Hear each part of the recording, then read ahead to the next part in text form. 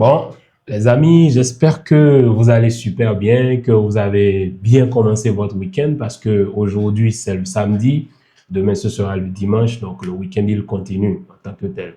Alors, aujourd'hui on avait le match Real Madrid-Real Sociedad, un match qui s'est soldé par une victoire 4 buts à 1 face à la Real Sociedad à domicile du Real Madrid. Bon, moi je vais d'abord commencer cette vidéo en vous posant une question, ok?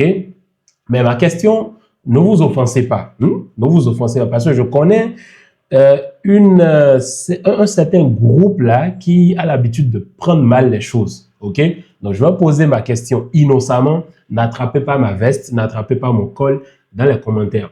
Est-ce que vous avez remarqué qu'il y a eu 2 absences dans l'équipe?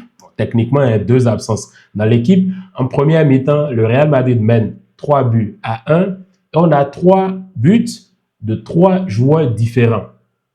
Je ne sais pas, est-ce que vous vous souvenez un moment où, à quel moment c'était arrivé? Je ne sais pas. Moi, je ne me souviens plus, la dernière fois où le Real Madrid a marqué, d'abord, déjà mené à la mi-temps, de marquer tôt dans le match et de mener au score. C'est un truc que je n'avais plus vu depuis longtemps. Et de 2, qu'on ait des buteurs, mais que les buteurs soient différents, que ce ne soit pas un seul nom qui sort comme d'habitude. Oui, répondez dans les commentaires, mais n'attrapez pas ma veste parce que je vous connais, surtout les pro Mbappé et les Bellingham. Il a fallu que les deux ne soient pas là. Je ne dis pas que, je ne vais pas confirmer et dire que, vu que c'est une habitude, non. C'est un match, ils ne sont pas là. Le Real Madrid a bien joué. Ils se sont retrouvés, ils ont toqué. Il y a eu plusieurs buteurs. Il n'y a pas eu une seule personne qui a endossé la responsabilité du but. C'est ce que je souhaitais préciser en disant cela. Donc, vous avez le Real Madrid qui commence ce match tôt. La Real Sociedad qui joue bien, qui essaye de pousser, qui essaye de presser. Mais le Real Madrid qui ne panique pas, qui est tranquille. Dès l'entame du jeu, à la 4e minute déjà, il y a eu une opportunité. C'est là où vous voyez ce qu'on appelle un vrai neuf. Plusieurs fois ici, on a parlé, on s'est plaint, on a mentionné, on a dit plusieurs choses. On a parlé du positionnement de Mbappé. On a dit que Mbappé, il a du mal à rester dans la surface de réparation. Il n'a pas les réflexes, les bons déplacements de numéro 9. Mais regardez Gonzalo Garcia. D'abord, il faut valider le beau travail de Trent Alexander-Arnold derrière qui te plaque un centre comme il avait l'habitude de le faire à Liverpool. Donc, il t'envoie la balle dans la surface de réparation, un centre bien enroulé, bien déposé. Et tu as Gonzalo Garcia, il fait même l'appel. Il fait l'appel, ça, il ne faut pas oublier. Donc, il rentre dans la surface, il met le pied, il dévie la balle, elle rentre. C'est ça l'instinct d'un vrai neuf. C'est ça le boulot d'un vrai neuf. Un neuf, quand tu le prends, tu le mets sur le terrain, c'est son boulot, ça, être dans la surface de réparation. Et ça a marché. Beau but de Gonzalo Garcia. Et il faut voir si avec le nombre de minutes qu'il a, ce qu'il te produit sur le terrain, c'est quand même dynamique. C'est quelque chose de bon pour le peu qu'on lui donne. Et je remarque que Arbeloa, quand même, il donne de la chance à pas mal de jeunes. On va en parler tout à l'heure. Mais vous voyez un Real Madrid qui marque et qui joue posé, que ce soit en défense, même s'ils se font peur à des moments donnés, parce que la Real Sociedad aurait pu marquer aussi si ils avaient été clutch, mais il ne faut pas oublier que Courtois aussi était là. Mais en défense, c'était plutôt correct, même s'il y avait quelques petits trucs à corriger. Vous avez Carreras qui fait un bon match, qui progresse, qui va, qui monte. Les 1-2 avec Vinicius, les profondeurs avec Vinicius. Moi, c'est un truc que j'ai beaucoup aimé dans ce match. De l'autre côté, Arnold qui faisait tout, mais qui faisait tout sauf le boulot de latéral. Vous allez remarquer qu'il n'était pas vraiment centré sur le côté droit. C'était plutôt Valverde qui descendait et Trent montait parce que Trent voulait aller apporter le surplus pour attaquer, pour pousser et donner ce truc-là devant. Højsens, franchement, Højsens, il faut qu'on en parle à un moment donné. Parce que Højsens, je ne sais pas vous, mais si l'Espagne, sincèrement, si l'Espagne prétend aller loin dans cette Coupe du Monde là qui approche, je ne vois pas Højsens titulaire avec le comportement qu'il est en train d'avoir là. Parce que franchement, son comportement, il est catastrophique. D'abord, il est nonchalant. C'est lui qui provoque le penalty. Moi, j'ai vraiment pas compris pourquoi il met le pied là à ce moment, alors qu'il pouvait juste mettre une petite main et suivre le gars carrément, essayer de lui bloquer les espaces. Mais il met le pied, il provoque le penalty, et je sais pas. Parce que là, tu es Luis de la Fuente et tu veux convoquer une équipe pour la Coupe du Monde. Franchement, tu mets Unai Simon et Højsens à l'heure actuelle, tu ne vas nulle part. Hein. Ça, oui, oui, oui. Il faut être sincère, il faut se dire la vérité, tu ne vas nulle part. Actuellement, tu dois miser sur Laporte et le Normand, hein, parce que franchement, Højsen, il est trop passif défensivement. Je ne comprends pas. Pourtant, quand il est venu au début, j'étais l'un des premiers, je le disais, je vantais, mais Højsen, actuellement, regardez, on l'a souligné que sur les longs ballons, il avait vraiment de problèmes. Mais là, même sur les ballons courts, il a des soucis à faire des replis, à faire des récupérations, à couper le jeu dans certaines transitions. Franchement, c'est compliqué. Les longs ballons, déjà, on a vu qu'il y a une nonchalance incroyable. Mais dans les ballons courts aussi, il a des difficultés. Et là, à ce rythme, forcément, ça va être compliqué pour Arbeloa. Mais bon, au final, le Real Madrid gagne. Et j'espère voir dans les commentaires vos avis sur Højsen.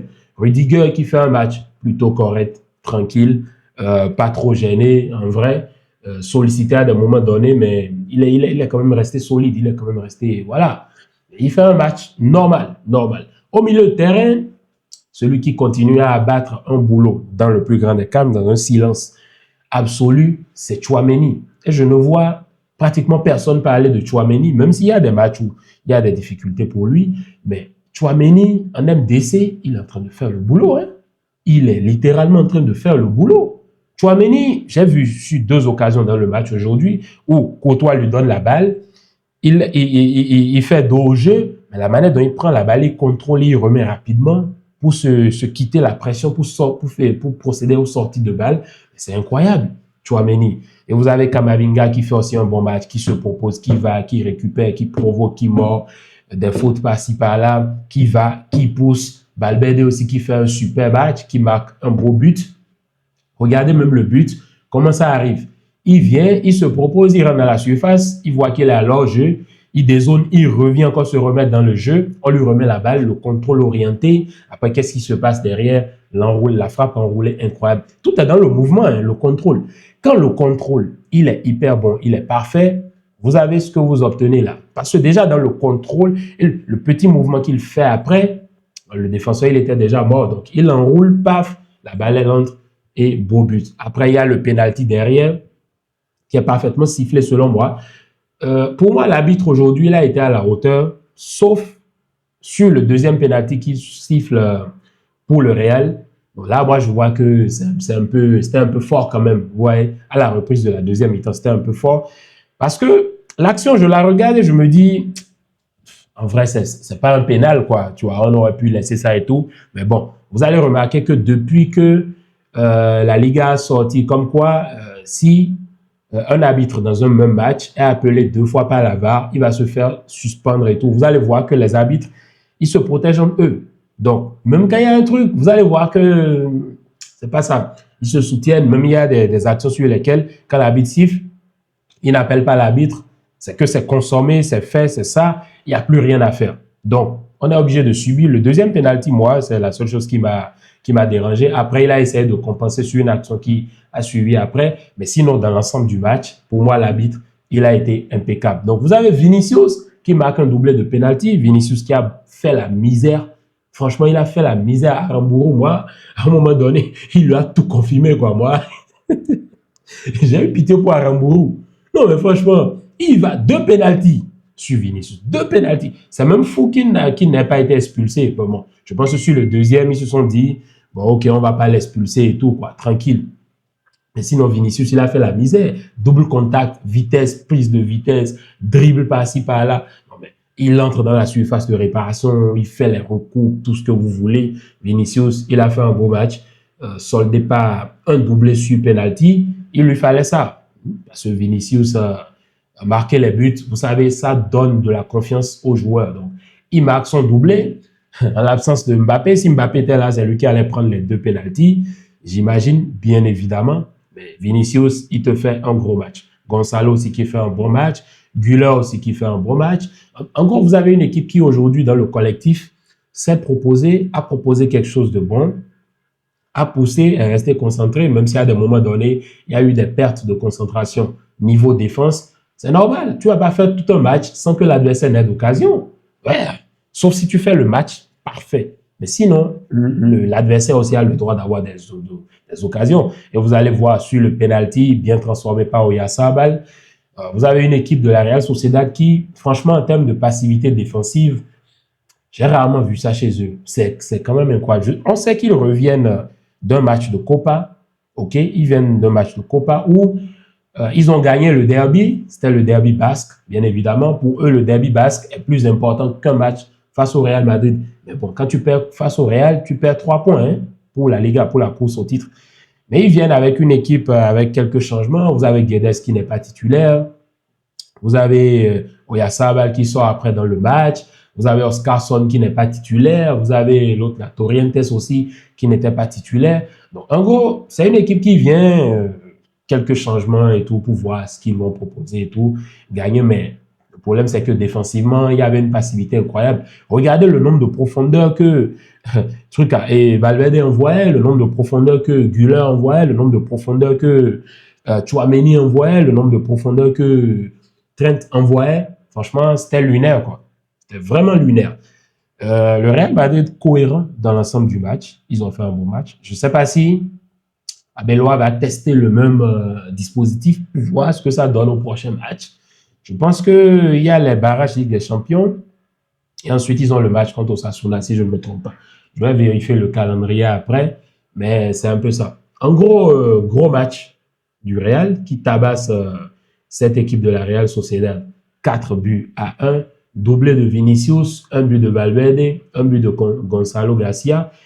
Et je pense que les Madrilènes seront contents quand même de voir sur le score sheet là que ce ne soit pas Mbappé, tout le temps Mbappé, que ce soit un autre joueur. Ah oui, parce que là, au moins tu as confiance que s'il n'est pas là, les autres prennent leurs responsabilités. C'est ce qui s'est passé aujourd'hui. Ils ont pris leurs responsabilités, ils ont marqué les buts, ils sont restés cohérents et c'est passé crème. Une dernière personne dont je n'ai pas parlé, c'est Thibaut Courtois, qui franchement, il reste toujours au niveau, toujours impeccable. Regardez les arrêts qu'il te sort aujourd'hui, toujours concentré, toujours focus. Franchement, c'est le genre de gardien que tu as toujours envie d'avoir. Vous allez voir hein, que Courtois, il fait toujours son match. Toujours. Peu importe le match, peu importe la circonstance, peu importe la chose, il fait toujours son match. Même s'il encaisse 4 buts, il fait son match. Même s'il encaisse 2 buts, 3 buts, il fait son match. Parce que c'est son boulot, quoi. That's what he do, ou bien he does. That's what he does. Corrigez-moi les anglophones en commentaire. Allez, c'était tout pour la vidéo. Le Real Madrid qui remonte au classement en attendant le match du Barça. Demain, nous, on espère gagner pour remonter. Mais cette Liga, je pense quand même qu'elle va se jouer de mano à mano hein, jusqu'à la fin parce que il n'y a qu'un seul point d'écart. Et on voit vraiment très difficile que le Barça ou le Real lâche beaucoup de points sur la route. C'est un peu ça. Allez les amis, c'était tout pour la vidéo. Bien de choses à vous et peace. Vous voyez que je suis en train de faire des efforts. Hein. Donc suivez les vidéos, abonnez-vous, partagez, mettez je voulais dire merdique. C'est quoi ça? Mettez les vidéos dans tous les groupes, vos groupes, partagez-les partout. Et il faut qu'on remonte la pente. OK? Allez, ciao.